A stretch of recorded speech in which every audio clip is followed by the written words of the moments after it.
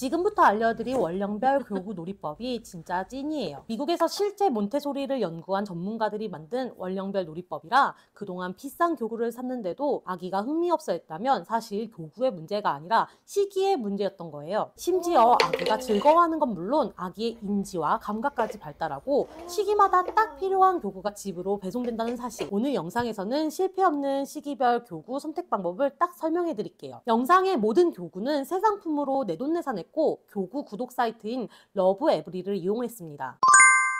저는 웬만해선 아기 장난감을 잘 안 사고 어디서 얻거나 선물 받는 거 말고는 그냥 있는 장난감으로만 놀려고 하는 편이거든요. 근데 이건 새 상품들인 걸 절대 후회하지 않을 만큼 아기가 계속 좋아해서 둘째를 낳아도 물려주려고 당근도 안 하고 쟁여두고 있어요. 교구 한번 사볼까 하고 유교전에 갔다가 가격 듣고 깜짝 놀라서 진짜 한참을 찾아보다가 러브에브리를 선택하게 됐어요. 0개월부터 60개월까지 발달 단계에 맞는 교구 키트를 주기별로 배송해주고 있어서 시기에 맞는 놀이를 쉽게 준비할 수 있었어요. 시기에 맞으니 아기가 집중도 잘하고 발달 자극에도 좋아서 만족도가 높았습니다. 교구라고 하면 당연히 비쌀 거라고 생각하시죠? 진짜 생각보다 너무 비싸더라고요. 그래서 필요한 교구만 따로 골라서 구매하려고 찾아봤어요. 제가 구독자 여러분들을 위해 특별히 정리했어요. 영상에서 보여드릴 러브에브리뿐만 아니라 교구 구독 사이트와 교구 단품 구매 사이트를 한 장으로 싹 정리해봤어요. 파일 받는 법은 아래 고정 댓글에 남겨둘 테니 꼭 확인해주세요. 일단 제가 구독한 러브에브리의 구성을 보여드릴게요. 0에서 12개월까지는 급성장기라 그런지 2달에 한 번씩 배송이 되고 1세 이후로는 3개월에 한 번씩 배송이 돼요. 플레이 키트에는 교구 5, 6가지와 책 한 권, 부모 가이드북이 함께 오는데 여기서 북번들을 추가하면 2권의 책이 더 옵니다. 제가 구독을 시작한 5, 6개월 키트부터 로운이가 가장 좋아했던 교구를 천천히 보여드릴게요. 첫 번째로 보여드릴 교구는 스피닝 레인보우예요. 디스크를 손으로 잡고 돌리면서 색과 소리를 동시에 경험할 수 있는 초기 감각 발달 교구예요. 혼자서 잡고 돌리면서 소근육, 시각, 청각을 동시에 자극할 수 있어요. 처음에는 엄마가 앞에서 돌리는 모습을 보여주고 관심을 가지기 시작하면 같이 할 수 있도록 도와주면 나중에 혼자서도 잘 돌리더라고요. 돌리면 나는 소리랑 계속 바뀌는 색깔에 집중하는 모습이 참 귀여웠고 양손을 같이 뻗으면서 양손 협응력을 기르는 데도 많은 도움이 됐습니다. 단순하다, 금방 질릴 수 있다라고 느낄 수도 있는데 생각보다 오래 좋아했고 초기 감각 발달 자극에는 꼭 필요한 교구였다는 생각이 들었어요. 장난감 추천해서 보여드렸던 꼬꼬맘 대신 이 제품이나 오뚜기를 이용해도 좋겠다는 생각이 들었어요. 물론 엄마가 계속 수동으로 돌려줘야 해서 번거로운 점은 있지만요. 7, 8개월 키트에서 가장 좋아했던 교구는 볼드랍 박스예요. 공을 구멍에 넣으면 안으로 떨어지면서 사라지는 경험을 통해 대상 영속성과 소근육 발달을 돕는 교구예요. 이건 정말 지금까지도 꺼내서 노는 로운이의 최애 교구인데요. 처음엔 공도 제대로 못 잡고 구멍도 잘 못 맞췄는데 한 번 성공하고 나서는 계속 반복하면서 놀았어요. 아기가 성공했을 때 느끼는 성취감이 커서 그런지 집중 시간이 길어지더라고요. 특히 동그란 공뿐만 아니라 사각 블럭 같은 걸 넣었을 때는 블럭이 굴러나오지 않으니까 구멍을 한참 쳐다보고 손으로 꺼내는 모습이 너무 신기했어요. 그걸 보면서 이 교구가 단순히 공만 넣는 게 아니라 모양 인지까지도 연결될 수 있겠구나 싶었어요. 이런 놀이 확장은 엄마가 따로 알려주지 않아도 아기가 스스로 터득할 수 있다는 점에서 열린 장난감만의 큰 장점이라고 생각했어요. 이 교구를 통해 보이지 않아도 존재한다는 개념, 즉 대상 영속성을 배운다고 많이 얘기해요. 저도 로운이가 이걸 하면서 확실히 사고가 확장되는 걸 느꼈습니다. 돌 지나고도 오래 쓰는 교구 중 하나인데 단점은 공이 작아서 자주 굴러다니고 잃어버리기 쉽다는 점이에요. 90개월 플레이 키트에서 가장 좋아했던 교구는 투명 튜브 타워랑 스카프예요. 색깔 원통을 쌓고 겹치며 색 혼합을 관찰하고 스카프로는 던지기, 깍꿍놀이 같은 감각놀이가 가능한 세트예요. 튜브 타워는 빨강, 노랑, 투명의 원통으로 되어 있어서 색의 변화를 알려주기 좋았어요. 제가 빨강, 노랑을 겹쳐서 주황색을 만들어 로운이 눈앞에 가져다주면 신기한 듯이 계속 들여다보더라고요. 스카프는 파란색인데 목에 두르기도 하고 깍꿍놀이도 하면서 진짜 다양하게 썼어요. 처음엔 단순해 보였는데 의외로 활용도가 높은 교구였어요. 저는 튜브 타워를 쌓기,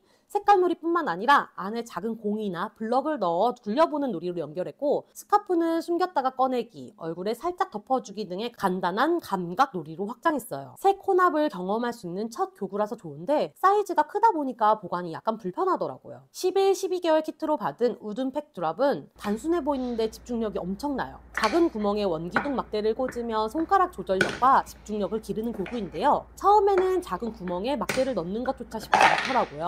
근데 그 과정을 반복하면서 소근육이 많이 단련됐어요. 무엇보다 23개월이 된 지금도 여전히 꺼내서 노는 교구라는 점에서 가장 오래 쓰는 교구 중 하나예요. 저도 이게 뭐가 그렇게 재밌어서 자꾸 찾나 싶었는데 막대를 색깔에 맞춰 꽂아보거나 사이드에 있는 스틱을 눌렀다 뺐다 하면서 원기둥이 꽂히기도 하고 떨어지기도 하니까 그 과정에서 재미를 느끼는 것 같아요. 단순해 보이지만 아기 입장에서는 꽤 다양한 자극을 주는 교구였습니다. 단순히 원기둥을 꽂기만 하는 게 아니라 이번엔 빨강을 꽂아볼까? 빨강, 노랑, 초록 신호등을 만들어 볼까? 쏙 빼면 어떻게 되지? 등의 대화를 하면서 아기의 호기심을 더 자극했어요. 13, 15개월 키트에서 가장 좋아했던 교구는 우든 코인뱅크 세트예요. 뚜껑을 바꿔 끼우면서 동전 넣기, 당근 심기, 나무 심기까지 할 수 있는 교구인데요. 소근육, 분류, 관찰 능력을 자극해요. 하나로 여러 가지 놀이가 된다는 점이 가장 큰 장점이었어요. 저는 로운이가 소근육이 조금 빠른 편이라 금방 할 줄 알았는데 의외로 나무는 위아래를 구분을 못해서 꽤 헤매더라고요. 그래서 이렇게 단순한 것도 아기에게는 도전이구나 하고 놀랐습니다. 아기가 말을 조금씩 알아듣기 시작한 후로는 오늘은 나무를 심어볼까? 오늘은 저금통에 저금을 해보자 같은 스토리텔링을 곁들여 놀이하고 있어요. 교구 하나로 놀이 변주가 가능해 오래 쓴다는 점이 가장 좋았는데 부품이 15개나 되다 보니까 부품이 분실될까봐 지퍼백 하나에 정리해두었어요. 16, 18개월 키트에서 가장 좋아했던 교구는 패그보드랑 실깨기예요. 패그보드는 색을 맞추고 쌓으면서 분류, 균형 감각을 배우고 실깨기는 양손 협응과 집중력을 요구하는 교구예요. 패그보드도 로운이가 진짜 좋아했던 장난감이에요. 색깔을 맞춰서 꽂기도 하고 위로 쌓아 올리면서 성취감을 크게 느꼈습니다. 색 분류도 자연스럽게 배웠고요. 같이 온 실깨기 세트는 양손 협응이 필요한데 처음에는 잘 못했어요. 근데 진짜 이 시기가 끝나갈 즈음에 성공하더니 며칠 동안은 계속 실깨기만 가지고 놀 정도로 푹 빠졌습니다. 둘 다 아기의 성취감을 자극할 수 있는 교구예요. 패그보드는 블록처럼 활용도가 높아서 오래오래 사용할 수 있을 것 같아요.